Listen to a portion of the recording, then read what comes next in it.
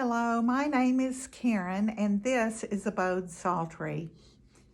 The first time that I encountered this instrument was about 4 years ago, and I fell in love with the fact that it's an instrument that is actually very simple to learn, but it's played with a bow. They come in many different sizes. This is among the larger of bowed psalteries, and it's a baritone model, whereas here is a soprano bowed psaltery, and you can see the significant size difference. This being a very high instrument, and this one has both long strings that are low tones, but it also has some shorter strings. So on this one, I have 3 octaves that I can play. On a bowed psaltery, there are hitch pins down each side of the instrument, and the strings are strung from the hitch pins to tuning pins that are along the bottom. On this side of the psaltery, the hitch pins correspond to the white keys on a piano. They are natural keys, no sharps and flats on this side. On this side, however, if you notice, the strings are set up so there are 2 strings, then 3, then 2, then 3, very much like the black keys or the sharps and flats on a piano. So that is one of the things that I think makes this instrument so easy to learn, is the correlation between the way the notes are laid out and a piano.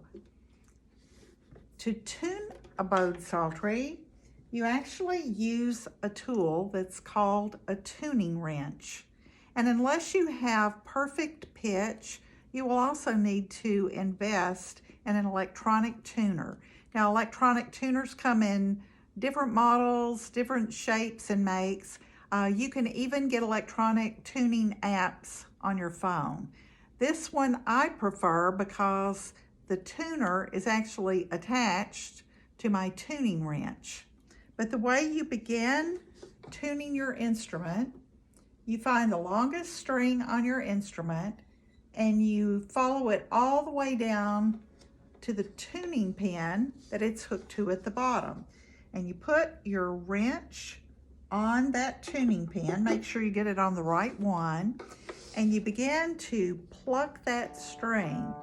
Now, instead of using just the flesh part of your finger, either pluck it with a nail or with a plastic pick, something that gives you a sharp, clear tone so your tuner can actually pick up that tone well enough to know if it's in tune or sharp or flat. So you read your tuner. If your tuner tells you that that string is flat, you will need to ever so slightly tighten that string to bring it up to the pitch of that particular string. If your tuner tells you that that is sharp, you will need to loosen your string ever so slightly. Just so you know, the only time I've ever broken a string on a bowed psaltery was the first time that I tried to tune, because I thought when you turned the wrench, it meant to actually turn it. You very slightly turn or put just a little bit of pressure on it, and it can make the difference in going from sharp to flat and then finally be in tune. You do the very same thing for the next string.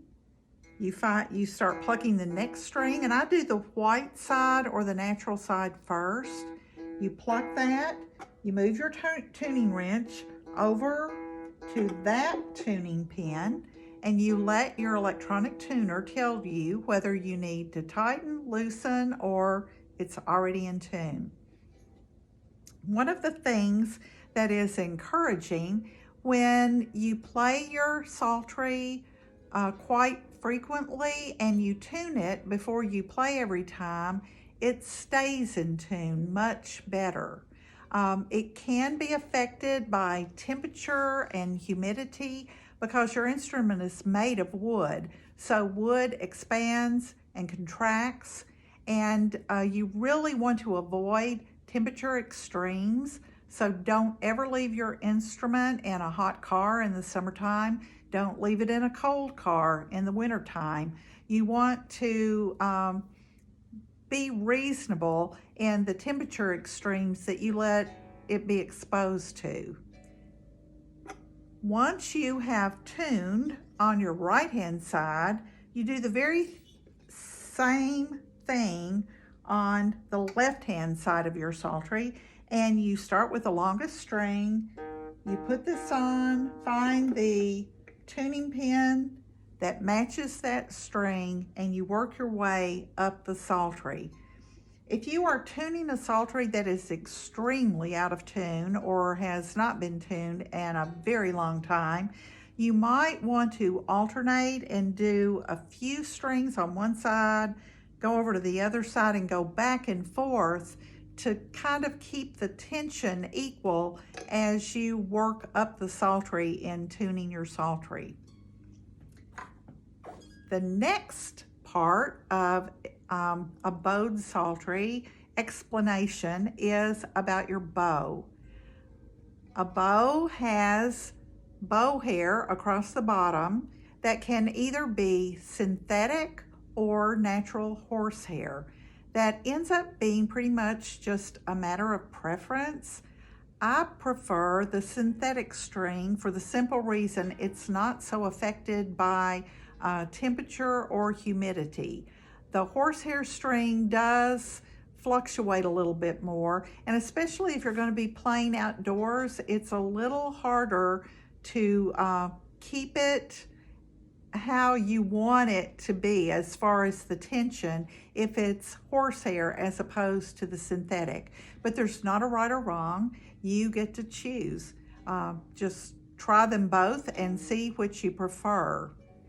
Now, how you hold the bow makes a big difference in the sound you're going to get from your instrument.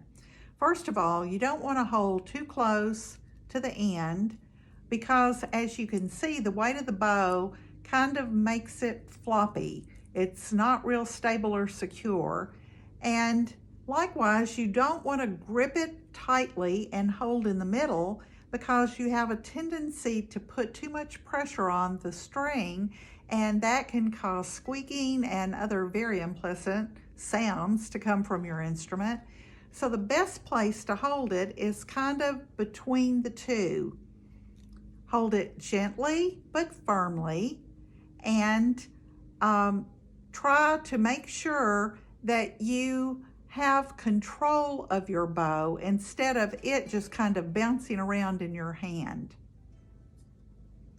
One thing you can do with a bowed psaltery that I personally love is play with two bows so you can play harmony. You can play a chord, and you can also just play individual notes more smoothly sometimes with two bows. That was one of my goals when I started playing bowed psaltery.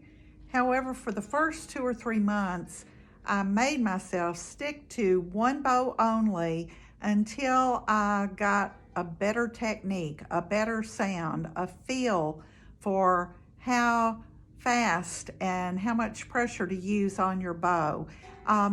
It is something that you want to really work on your technique to get a better sound instead of just barreling through to the next thing. So practice your technique with one bow. For me, a couple of months before I even thought about playing with two bows, and then it was a while before my brain would cooperate with my left hand working with my right hand and doing anything that sounded halfway pleasing. But don't give up. You can do it. I really love double bowing, but I also am very impressed with people who can play with a single bow very well.